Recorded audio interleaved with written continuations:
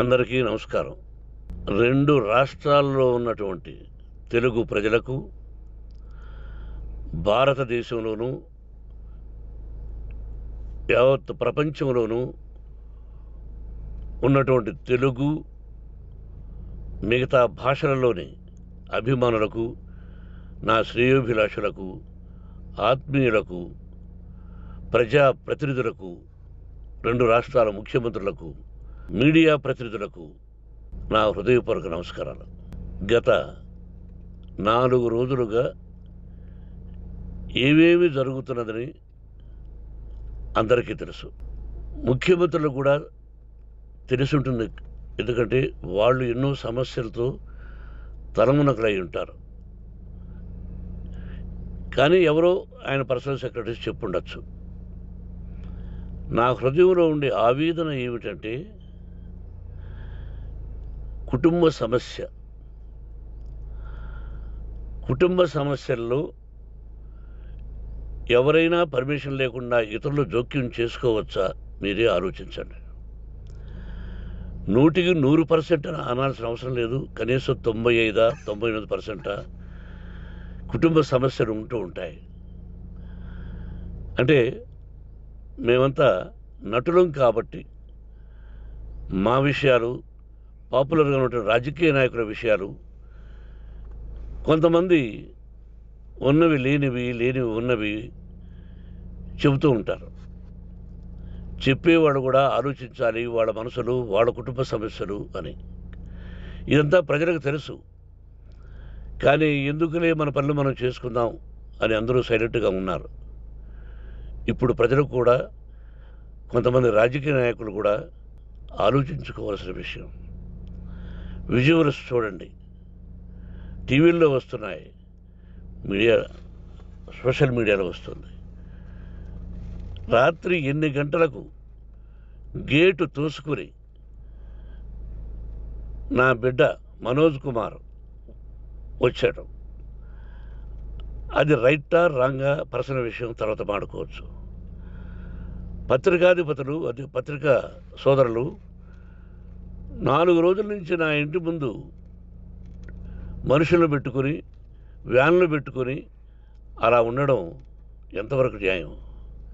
నేను అప్పటికీ బయట పోతున్నప్పుడు చెప్పాను, అందరికీ నమస్కారం అయ్యా, మీకు కుటుంబ సభ్యులు ఉన్నారు, దయచేసి నా సమస్యను నేనే పరిష్కరించుకుంటాను నా బిడ్డలతో, దీన్ని చిలవలు పలవలు చేయొద్దండి, దయచేసి నన్ను గౌరవించండి, నేను ప్రజలకు ఏం చేస్తున్నాను ఒక విద్య ద్వారా అనేది మీకు తెలుసు.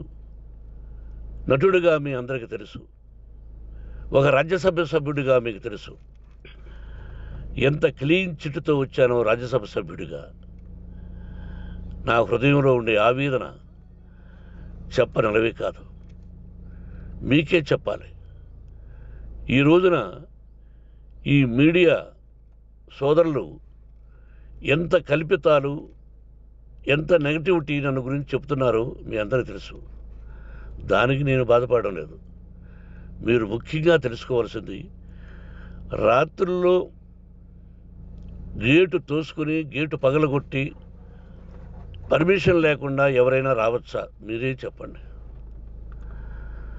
వచ్చిన వాళ్ళు అందరూ మీడియా సోదరులా, లేకపోతే ఇంకెవరైనా నా మీద పగ, రాగద్వేషాలతో ఏదో ఒక ఛానల్ చేతులు పెట్టుకుని అలా వచ్చి ఉంటారేమో సందేహం. కానీ వాళ్లను కొట్టాలని, తిట్టాలని మనసా వాచ దైవ సాక్షిగా నేను అలా ఆలోచించేవాడిని కాదు. ఎందుకు? వాళ్ళు ఉద్యోగస్తులు, నేను కూడా ఉద్యోగస్తునే, అందరూ కూలివాళ్ళం. భగవంతుడు ఇస్తుంటాడు మనకు కూలి. ఎవరికి ఏమిటి అనేది ఆయన నిర్ణయిస్తాడు. ఇది మీ అందరికీ తెలుసు. వాళ్లకు నేను చెప్పినా వినకుండా ముందు నమస్కారం పెట్టాను. అయినా అతను నేను కొట్టామనే చెప్తున్నారు తప్ప, మైక్ తీసుకెళ్ళి నోట్లో పెట్టాము, నా కన్ను పోవలసింది. కన్ను పోయి ఉంటే అప్పుడు నేను కేసులు పెట్టాలి. అది నా కన్ను పోలేదు, కొంచెం తగిలింది కంటి కింద, నేనే ఎస్కేప్ అయ్యాను. లేకపోతే నా జీవితం గుడ్డిదయ్యేది. అతనికి తల కాదు చెంప మీద తగిలిందన్నారు. ఓకే, ఆ చీకట్లో ఎలా జరిగిందన్నది వాస్తవమే. మైకు లాక్కోవడం, వాడు నన్ను కేకలేయడం, ఆ దీనిలో ఘర్షణ జరిగింది. నేను కొట్టిన దెబ్బ అతనికి తగిలింది అన్నారు. దానికి హృదయపూర్వకంగా బాధపడుతున్నా. అతను నాకు తమ్ముడే. ఒక తల్లి బిడ్డలం కాకపోయినా I love them, I like them. అటువంటిది ఈ రోజుకి బాధపడుతున్నా నేను. అయ్యో, అతని భార్య ఎంత బాధపడుతుందో, అతని పిల్లలు ఎంత బాధపడుతున్నారో అని నేను ఆలోచిస్తున్నా. మరి నేనెంత ఆవేదనకు గురి హాస్పిటల్లో అయ్యానో. నటించింది సినిమాలో నటిస్తాను తప్ప నిజ జీవితంలో నటించాల్సిన అవసరం లేదు. నాకున్నది ఒకటి ధైర్యం, సాహసం. నీతిగా, న్యాయంగా, ధర్మంగా బ్రతకాలన్నది నా ఆలోచన. ఎందుకు కొట్టాలి?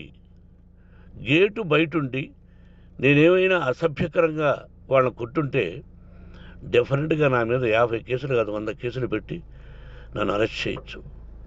లేకపోతే నేనే పోలీస్ స్టేషన్ పోయి, అయ్యా, ఆవేశంలో నా ఇంటి బయట ఉన్న వాళ్ళను కొట్టాను, నాది తప్పే అని పోలీస్ స్టేషన్కి ధైర్యంగా పెడతాను.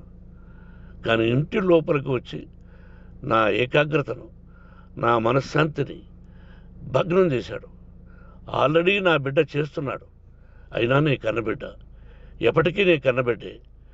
ఏదో ఒక రోజున న్యాయం జరుగుతుంది, మేము కూర్చొని మాట్లాడుకుంటాం. దీనికి మధ్యవర్తులు అక్కర్లే. కుటుంబ సమస్యలకు బయట వాళ్ళని పిలిపించి ఇలా చేయండి, మీరు ఇలా మాట్లాడండి అని చెప్పక్కర్లే. కట్టు బట్టలతో మద్రాసుకు వెళ్ళేవాడిని. ఆల్రెడీ మీకు చెప్పాను.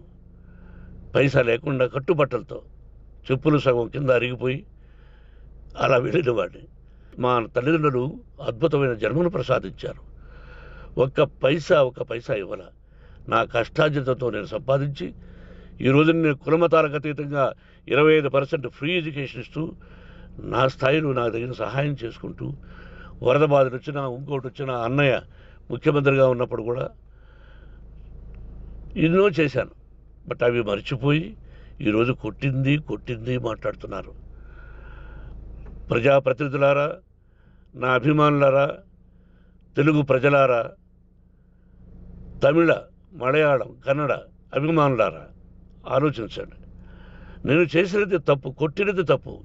ఏ సందర్భంలో కొట్టాల్సి వచ్చింది? మీ ఇంటికి దూరితే ఒప్పుకుంటారా? మీ ఏకాగ్రతను భగ్నం చేస్తే ఒప్పుకుంటారా? మీరే ఆలోచించండి.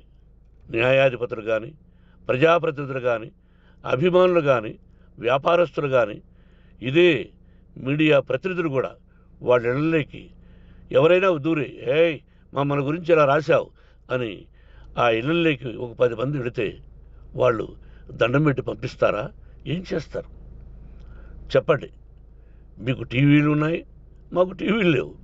నేను కూడా రేపు టీవీ పెట్టచ్చు. అది కాదు గొప్ప. నా హృదయపూర్వకంగా చెప్తున్నా. అతని మనసును బాధ పెట్టినా, అతను గాయమైన దానికి చాలా చింతిస్తున్నాను. చింతించే లాభం ఏమిటండి అంటే, మరి ఏం చేయాలి? మీరు చేసిందంటే మళ్ళీ చెప్తున్నా. అసలు అతను నిజంగా జర్నలిస్టా కాదా అని ఆ చీకట్లో నాకు ఎలా తెలుస్తుంది? టీవీ 9 అని నాకు ఎలా తెలుస్తుంది? ఏదో ఒక కంటి మీదకి ఒక మైక్ వచ్చింది, దానికి అబక్కం లాక్కున్నాను. ఇది వాస్తవమే, అసత్యం కాదు. అది టీవీ 9, ఆ టీవీ 9 మైక్నే లాక్కోవాలి. అది ఏంటండి? నేనేమన్నా మూర్ఖుడినా? వాళ్ళందరూ నాకు కావలసిన వాళ్ళే. ఈ రోజున ఆ రజనీకాంత్, అతను కూడా ఎన్నో ఫోన్లు నేను చాలా సందర్భాల్లో మాట్లాడున్నాను. ఇట్స్ లైక్ మై సన్నా, లేకపోతే బ్రదరా, అలా ఉంటాం. మరి ఈ విషయంలో మాత్రం మీరు అందరూ అంటే మీరు చేసినది తప్పు అని మీరు ఒక్కరు అనలేదే. కానీ జర్నలిస్టు సోదరులు, ఒక ఆడపడుచు, దాదాపు ఒక 5-6 మంది ఆడపడుచులు, ఒక 5-6 మంది సోదరులు, వాళ్ళందరూ మాట్లాడారు.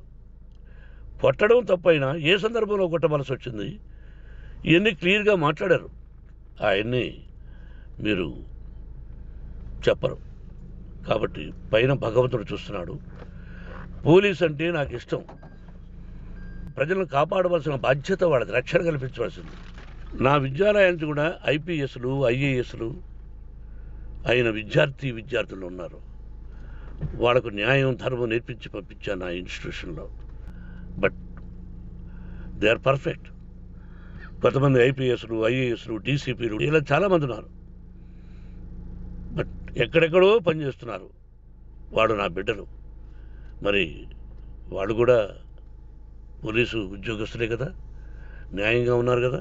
కానీ ఇక్కడ మాత్రం ఏకపక్ష నిర్ణయం ఏమి చేస్తున్నారో మీరే ప్రజలారా చూడండి, ఆలోచించండి. నేను న్యాయమా అన్యాయమా, నేను చేసింది న్యాయమా అన్యాయమా, మీరే ఆలోచించండి. నా ఇంటికి తలుపులు బద్దలు కొట్టి రావడం న్యాయమా, మీరే చెప్పండి. ఎల్లప్పుడూ మీ ఆశీస్సులు కోరుకునే మీ మోహన్ బాబు.